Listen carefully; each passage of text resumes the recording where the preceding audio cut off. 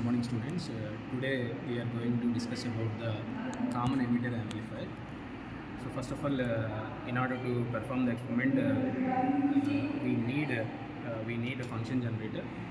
So this function generator is made up on Physitech. We have the frequency knobs we have, and first we need to plug in the power circuit, and we need to switch on the power. And it is having different knobs. Frequency, we can vary the frequency up to 2 megahertz. We can vary the frequency. Start. We have different waveforms, like we can give a square, sinusoidal, ramp signal, like that. We can give the different frequencies, and in order to tune the frequencies, we will this particular knob, and you can connect externally also. So for that external and internal, if you want to change, you can use this particular knob in order to change the external and internal. And these are the different knobs which are used for the connection. So output and ground we are taking in order to connect this particular circuit, and we can vary the amplitude of the particular signal. So this is about the general function generator we have. And another one is the RPS. The abbreviation for RPS is regulated power supply.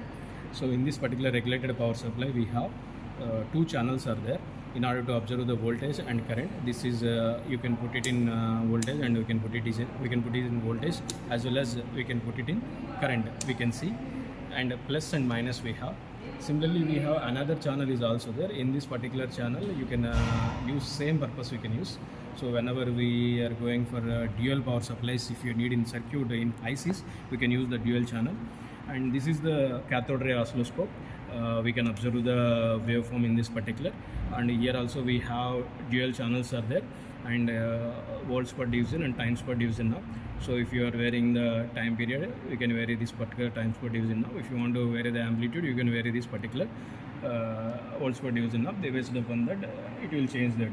So this is a CRO in order to visualize the signal, input signal, as well as the output signal of the circuit. So this is the particular circuit you have. In this particular circuit, we are discussing about the common emitter amplifier. So this is the general circuit of the common emitter amplifier. In order to understand this particular experiment, the student should be able to understand about the common emitter characteristics. So first, the student should be able to understand that common emitter characteristics, that is voltage and current characteristics. Then only he can perform this particular experiment. So prior, if you want to understand about the common emitter amplifier frequency response, the student should be able to do common emitter characteristics experiment.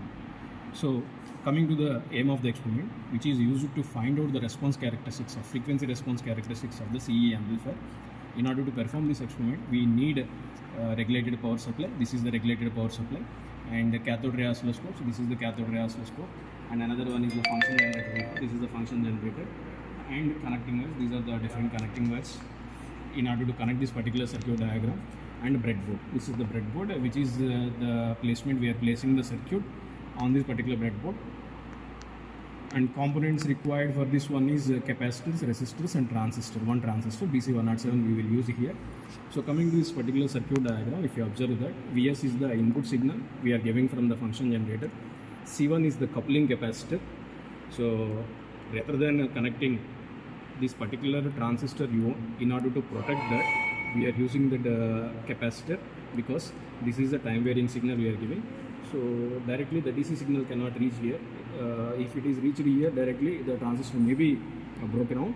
So in order to protect that, we are giving this particular coupling capacitor at the input side.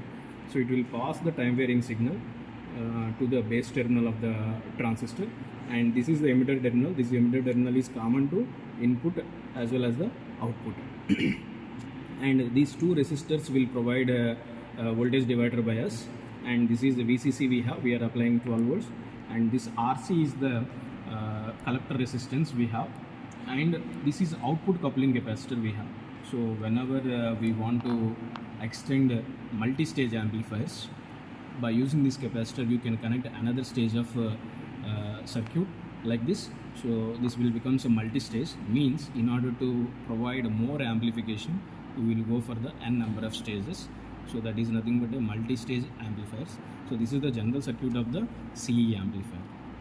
So first we need to apply input signal. So I will show the input signal. The circuit we have connected on the breadboard based on this. particular circuit. So now we are observing the input signal which is applied at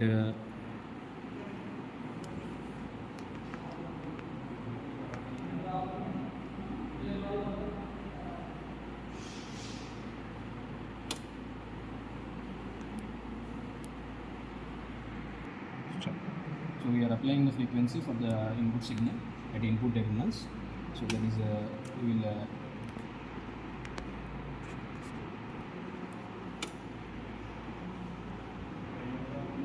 will applying the 1 kHz signal here we have.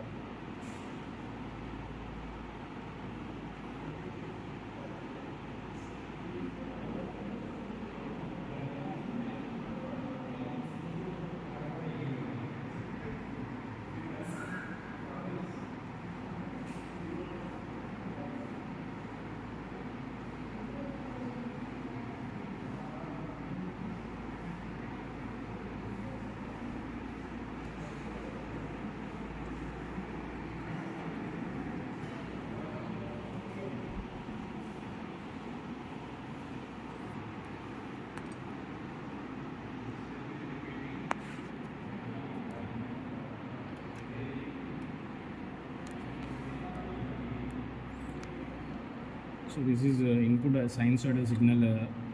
We have applied it a frequency of 1 kHz at the input terminals of the CE amplifier.